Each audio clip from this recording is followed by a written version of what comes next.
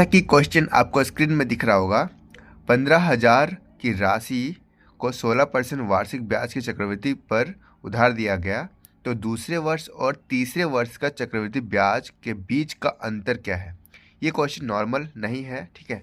ये क्वेश्चन थोड़ा सा ट्रिकी है, तो उसे बनाने के लिए सबसे पहले क्या करना है कि यहाँ 16% जो दिया हुआ है इसको फ्रैक्शन में चेंज करते हैं, ठीक है।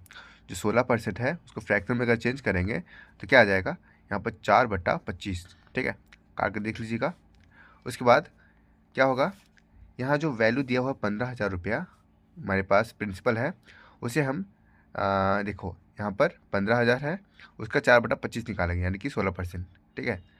निकालेंगे इसका तो कितना आ जाएगा, यहाँ पर ये 25 से काटेंगे इधर हम, ये पूरा काटेंगे तो 25 चौक 100, यहाँ पर 0 मल्टीप्लाई में होगा तो कितना हो जाएगा, ये 15 चौक 60, 6 चौक 24 यानी 2400 आ जाएगा इसका आंसर। यहाँ पर ये आंसर नहीं है, ठीक है। ये बस पहले साल का जो इंटरेस्ट है वो निकला है, पहले साल का इंटरेस्ट, ठीक है। अब दूसरे साल में क्या इंटरेस्ट होगा, तो इसको फिर से लेंगे यहाँ पर 2400 और उसमें प्लस करेंगे 2400 का फिर से अगला साल का 4/25, ठीक है। अब आपको लगेगा कि यहाँ पर हम ये 2400 प्लस क्यों किए, देखो अगला साल 2400 मिलेगा, ठीक है। मतलब पहला साल में ये फर्स्ट ईयर में, ठीक है, फर्स्ट ईयर में जो है ये 2400 मिलेगा, फिर अगले साल में ये 2400 तो मिलेगा ही, पर ऊपर से इसमें भी ब्याज मिलेगा ना, तो क्योंकि ये सीआई है तो इसमें भी ब्याज मिलेगा, ठीक है। तो इसे काटेंगे फिर से, तो क्या काटेंगे यहाँ पर 25 चौक 100, यहाँ पर हम डायरेक्ट यहाँ काट रहे हैं, ठीक है। आपको जैसे मर्जी वैसे काट लीजिए।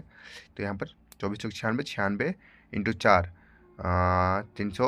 384, ठीक है। यहाँ पर 384 आ जाएगा इसका वैल्यू, ठीक है। 384 आएगा यहाँ पर, तो इसको 2400 में 384 जोड़ेंगे हम, यहाँ पर डायरेक्टली जोड़ ले रहे हैं हम, आप अच्छे से जोड़ लीजिएगा जैसे आप कंफर्टेबल हो। 2784, ठीक है। ये दूसरे साल का सीआई आ गया, ठीक है। ये फर्स्ट ईयर का आया और ये सेकंड ईयर का आया, ठीक है। अब क्या करना है, हमें क्या याद करना है, हमें याद करना है दूसरे वर्ष और तीसरे वर्ष के सीआई का बीच का अंतर। तो देखो यहाँ पर 27 और दूसरे साल में जो है उसका सीआई जो है 2784 है, तो अगले साल का हम निकालने की ज़रूरत नहीं है हमको, डायरेक्टली यहीं पर हम इसी का अगर हम 16% निकाल देंगे तो वही मेरा सीआई 2 साल और 3 साल का सीआई का डिफरेंस आ जाएगा। 2 साल और 3 साल का सीआई का डिफरेंस जिससे कि 2744 है, इसका हम निकालेंगे 4/25, ठीक है।